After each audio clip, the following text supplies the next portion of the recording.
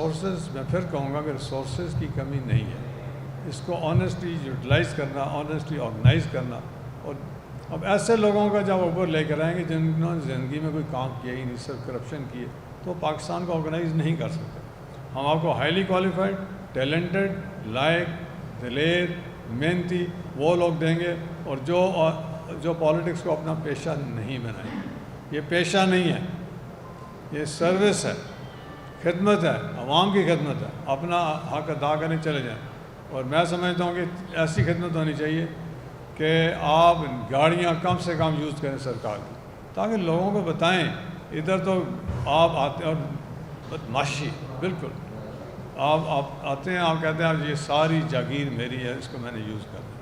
تو یہ ہے جی ہمارا بیسکلی پوائنٹ آف ویو ہے، اور اگر آپ کے کوئی کویشچن ہوں گے ویلکم۔ ہاں جی۔